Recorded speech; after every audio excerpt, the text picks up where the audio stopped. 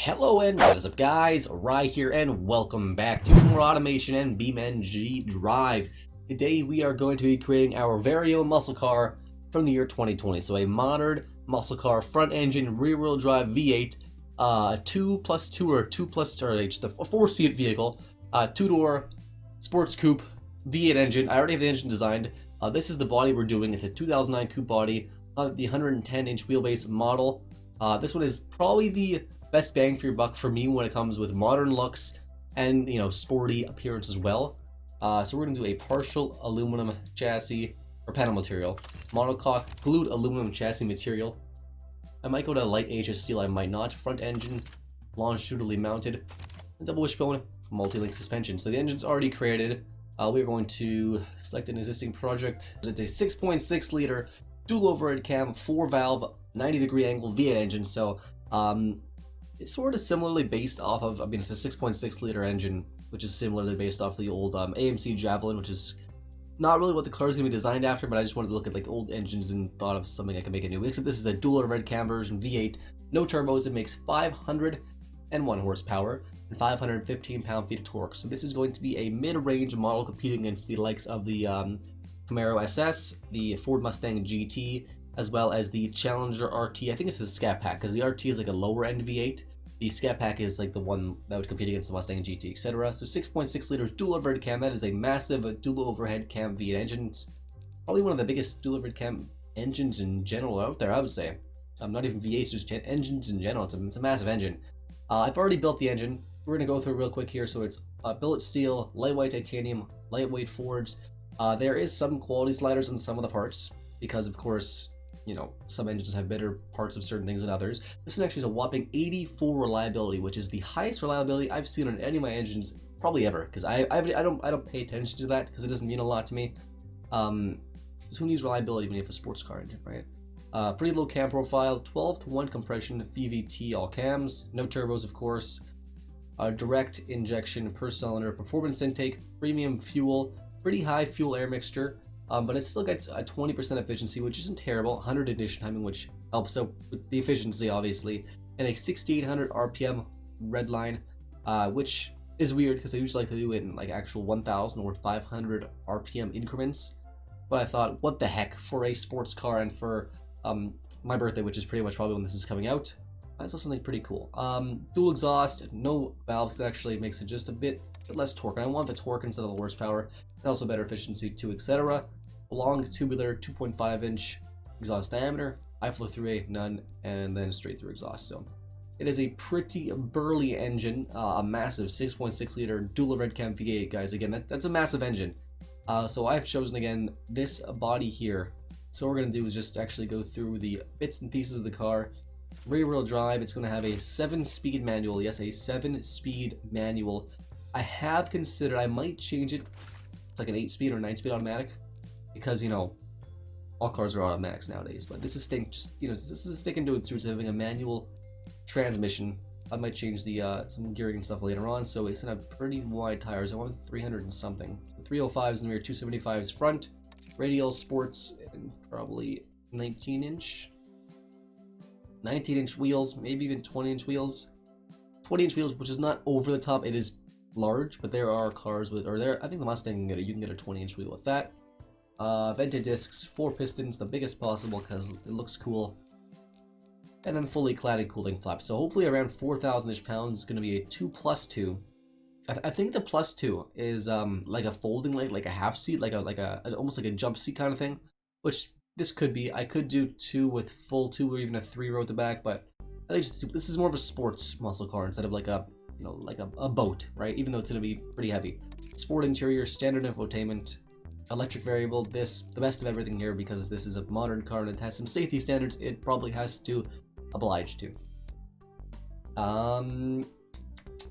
It's still old-fashioned though, so it's gonna go progressive springs, semi-active and active. We're gonna tune it for sport. I might tune it more later on and make it more of a drag-focused car. It's not gonna handle the best on the track, and that's okay. It's not meant for that. 19 miles per gallon average, which it seems like it's probably up there with a Mustang GT, or a Dodge is probably what it's closer to because a bigger engine, obviously. So the basics of the car are basically done. So it's 4,000 pounds, a pretty good weight distribution of 52.5 front and 47.5 rear. Pretty bad roll angle. 0 to 60 in 4.3 seconds, which is, again, not bad. What if we actually just, okay, what if we go 300? We're going to make a nice high rev limiter. 260 sounds like a legal amount. Move this a little bit higher so we can get some better fuel economy out of it. Better gearing here. So it takes us up all the way. So we'll be, we do pretty good here. So 7th gear, so we will hit top speed in what, 6th gear, 7th gear is basically an overdrive, or it is an overdrive for sure. 3.58 to 1 final drive, and 4.1 seconds 0 to 100 or 0 to 62 miles an hour. What if you change it to an advanced auto 9 speed? Okay, that's the same. Or that's actually worse, but you know, it's the same. We're dual clutch. This is where it gets kind of tricky, guys. Because I feel like a traditional muscle car is gonna have either a manual or a traditional torque converter automatic. Because there's no muscle car with a dual clutch except for the Mustang GT 500. That's a dual clutch. You know, maybe we'll go dual clutch just for the faster 0 to 60. This is a straight line performance car. It's gonna spin a lot, man. Look at that wheel spin. Perfect. Actually, might make the rear just a bit bigger because this is a big boy. This is a big boy of a car. 335 is nice. 335 is rear, 275s in the front. Doesn't hook up at all. It still doesn't really hook up in first or second. 3.8. A little lower spacing. It's not bad. Okay, I think we're pretty much good. Okay, so the car is pretty much. So what's the price though? Okay, $90,000. The engine's too much. I'm gonna lower the cost of the engine shortly, as well as go into a time lapse of me designing the car. So we'll do all that at the same time. I'll make the engine cost a bit less, as well as design the car. And after that, we'll talk about the vehicle just for a quick minute, and then drive it in BeamNG.Drive. So sit back, relax, guys, and I hope you enjoy.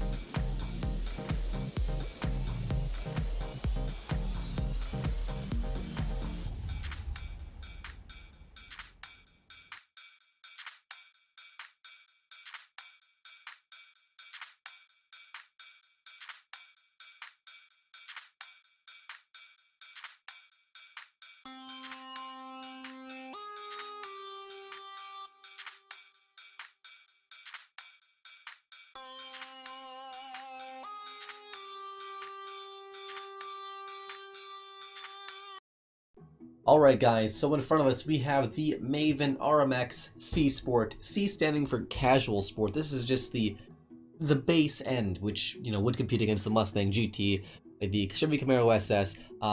First thing you're going to notice is the headlights are definitely different than a lot of headlights I've done before. I'm trying to like do different designs and styles for each kind of car. I don't want to use the same thing over and over, even though I wanted to actually not copy, but base a front end design similar to a super wagon that I made, you know, in the past a while back. I'll post a picture on the screen. That thing was a, you know, an NA V8 as well. I always like to build my own engines. I always like to build a new engine because, you know, the more I play the game, obviously, the hopefully better I'm gonna get. So let's look at the design of the car. So the headlights, definitely, some people are gonna say Subaru. I honestly didn't even think of Subaru until I was near the end, and it looks, you know, sort of like a next, you know, futuristic kind of WRX headlights. I like it a lot. The front reminds me a little bit of Subaru, Hyundai, and the bottom pieces is like a futuristic-ish WRX kind of front end with a little bit of Ford GT 500. You have like the headlights and that sort of line there. And then a nice big bulge hood and some side bulges there. Definitely takes elements from a lot of different cars. It's not, I'm not trying to steal designs from other cars and stuff. Of course, every car nowadays is an amalgamation of other cars and other designs. So 5248 weight bias down to 3,700 pounds. This is a light boy. This is actually a thick light boy muscle car. 500 horsepower. This would be like the best performing muscle car for its price. It actually costs around 56,000, which is, you know, 2012 US dollars. So it's you know, not a terrible price. A little bit on the expensive side, but not terrible. 16 miles per gallon average, so it does have worse miles per gallon than before. Probably due to the huge wang in the back. So let's look at the design real quick, then we'll drive it. The C-shaped headlights, basically with like plastic trim, I guess, going through it. So we have. I originally started off with actually just grills. So this is a grill or a vent. This is a vent, and I was gonna have this is a vent too, just like a steel or like a chrome vent to make it look like a headlight, so it fit the shape a bit better. But I decided to actually go to a real headlight. This is actually an actual headlight behind it. Lots of layers. I really wish after I hope after the forced induction update they do or even before that they do a bit of a revamp with the layering system in this game. Because even if I had like up to 10 layers and a bit more complex stuff you can do with it, I'd be very happy. So we have one little light down here. This could be used as the turn signal light along with, like there's a turn signal in there so they can work together because people sometimes complain I don't use proper regulatory stuff. Well, hopefully I've done my best to do better this time. Big open grill here, a bunch of grills down here. We have like I guess like a fog light kind of system or a high beam or something like that. Then we have like the turn signal, like I said. Lots of grills, 2-layer front splitter, black and then blue around it. Hood ball, like a hood scoop I guess with some bulges on the side. Going on the actual side of the car, we got 5-spoke wheels. Like I'm also covered, these are more modern, futuristic 5-spoke wheels with a yellow caliper to stand out there. We have like a nice cool vent to the side. I don't like it from this angle. I don't like it. It just sticks out too much, but that's okay. But it's actually got like an orange indicator right there, which I thought was actually pretty cool. That's the turn signal. Pretty generic front of the mill door handle. We got like carbon fiber, you know, trim everywhere for in some places because it looks cool. At the bottom here, we have more black piping, sort of going up and down here to sort of go with the body line. I added that in a couple pieces just to give us something a bit more to the side. The side's always plain, I know. Just add a bit more, and we have blue skirts on the side underneath there. The back, this is where, again, it's pretty futuristic. I think it fits the front pretty well. It has like some silver design on much of the front, so it's sort of like a C-shaped headlight, like the front, except, you know, it goes all the way around. We got a taillight that goes all the way up and around here. This is the reverse light. This could be the turn signal in here as well. And then we have these, I guess they could be either lights or they could be reflectors, etc. And they could be turn signals too. Why not? At the bottom here, it's a lot less open, or not less open, it's a lot more open. It's a lot more empty than my previous car, which I thought was kind of busy. It was intentionally made busy. I wanted to go differently, even though the taillights are actually similar to my K car. Similar-ish, because I like this design. I love doing 2020 cars, because I think they look awesome. At the bottom here, we basically have a black piece with a bit of a grill, a bit of like a, you know, a air extractor, I guess. Then we have more little vents there than the front-of-the-mill big quad exhaust tip. So it's a pretty generic back end. This is, I wouldn't say an American-styled muscle car. I wouldn't say American. I would say it's a muscle car. Through and through, like as soon as you get to like, you know, looking near the top and stuff, it looks pretty angry, muscly. This could have stuck out just a bit farther. Could have had this out a bit farther and stuff, but that's okay. No point changing it now. I think overall it looks pretty good. I'm pretty happy with it. I tuned the suspension just a little bit. I also tuned the engine just a bit as well. So now 505 horsepower and 500 pound-feet of torque. So a little bit more horsepower, but a little bit less torque. Our efficiency went down to 18% instead of like 20%. Reliability went down to 77, etc. So putting a bit of stress on the pistons, con rods, etc. But overall, it's still a pretty well-performing engine. Nothing else really changed. I think I tweaked a couple things, like lower the safety standard just a bit because it's a muscle car. The rear wing has tons of downforce, so you know when we're getting to high speeds here, it's gonna have some pretty good rear grip. And then as you go on, it's gonna have hopefully front grip. Of course, if you look at this graph here, it's got in low speeds, it's got a lot of oversteer. Not a lot, but it's got generally consistent oversteer. Not a lot. It slows down after about 80 kilometers an hour, which is fine. This is the kind of car you want to get sideways unintentionally because it's going to handle like complete garbage, regardless of what I do. But it's supposed to handle like garbage this time. Not terrible, but not great. So without further ado, guys, let's just jump into BeamNG.Drive and see what kind of numbers this thing can put down on the test track. We are finally here in BeamNG.Drive with the Maven RMX Casual Sport. One thing I noticed before we're going to start here, we are doing the automation test track, the full loop. We're going to do this first, and then we're going to take this thing on the drag strip and see if this thing can put down some appropriate numbers. Now, actually, before we start the race, just listen to the exhaust. Do you guys hear those pops and crackles, or the crackles? That sounds awesome! I didn't even know that was a thing. So we're going to restart that. We're going to launch it here pretty good here. First gear. Just a launch of first gear. Let her rip. I'm not looking to sit down the best lap time because this thing is, you know, I mean, it's not even a boat. It's pretty impressive, honestly. This would definitely compete with the Mustang GT350 performance-wise. Definitely spins out like 1-2. Let's try one more time. It transported really good into BeamNG.Drive though, actually. Looks quite detailed. Go to second gear. Oh wow, is it Mustang pop? Oh wow.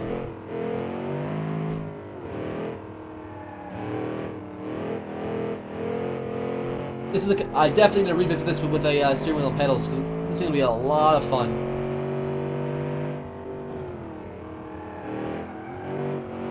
Come on here. And brake. The second. Oh, little too much. Launched here from second, let her go. Gearing is honestly pretty awesome so far. Just over 100 miles or kilometers an hour in second gear, which is, you know, right where I like it to be. And a long pull from fourth, just because we can hear that exhaust a little bit longer. I don't even miss it revving to 700,000. It sounds great revving to 7,000 from 6,800. It sounds awesome.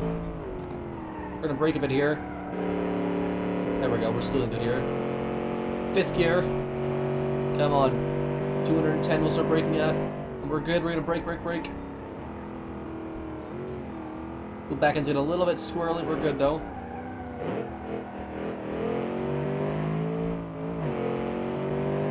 It'll be nice and easy on the throttle on turns and stuff. I can't apply the proper amount of throttle, so I'd rather just not apply any. We're gonna brake a little late here, a little late. Well, we're good. Down to the first it is. That's okay. This is more of a track demon than, or this is more of a drag demon than a track beast.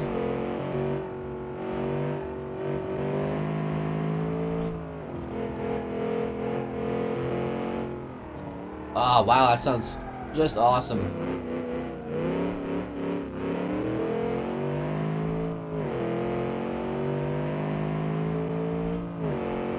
Boy, do I miss driving around a V8 engine, man. Ugh. It just sounds so good.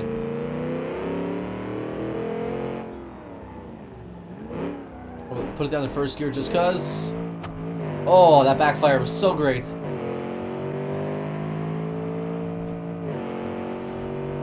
Finished at 225, which is obviously, you know, not a great time. Is it in the top 50? Oh, it's in the top 50 apparently. What are we close to? The GT. Okay, some other cars. The Proton Sportica, which you know, did better than this. That's great news. It's a much slower car. Quanta Series 65, my supercar did pretty good. That's my record time. I don't go for, you know, crazy good times in this, but definitely a really fun car. Let's go just change configuration here. West Coast USA, drag strip. And we'll do that, guys. Alright, so the last event of the day. We are at the drag strip, seeing what our warmed up, it's not warmed up, but our warmed up Maven RMX C Sport can do. Look at this thing, it looks awesome in BeamNG.Drive actually. The color, it looks a little weird, but that's okay. It's like a pastel, it's like a pastel texture almost. It's really weird, but we're gonna launch it anyways from a pretty high RPM.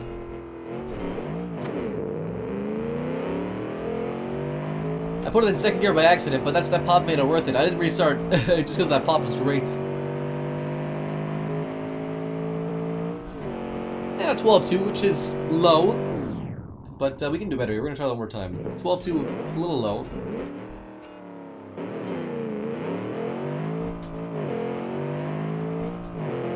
We would definitely get a better time than last time, but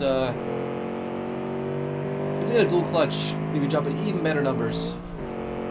11.8, better. Approaching pretty good, to be honest. 11.8, let's do one more time.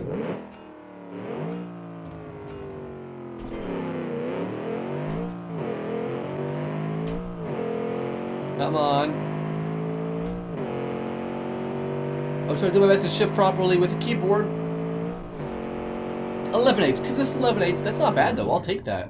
11.8 is pretty consistent. If we compare that to a Mustang GT, 2019 Mustang, not Mustard, Mustang GT quarter mile. Let's see what it gets. Wow, a Mustang GT convertible, or a Bullet Mustang, which is probably this thing would compete against. A 12.9, or a 12.5 for a GT convertible apparently, which is kind of weird, but I guess one's automatic, one's manual. So a manual Mustang Bullet, 12.9 at 125 miles an hour. What do we finish ours off at, actually? Let's do one more time. Let's try one more time. So if you can beat 125 miles an hour.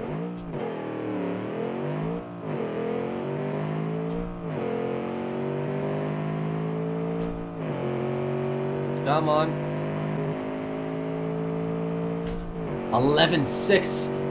Wow, 11.6 at like 180 kilometers an hour. So definitely more, like, it's like 120 miles an hour. That's fast. That is honestly pretty good. 11.6 is an acceptable time. I'll take that. This thing is, honestly, style-wise, I hate to say this. This is probably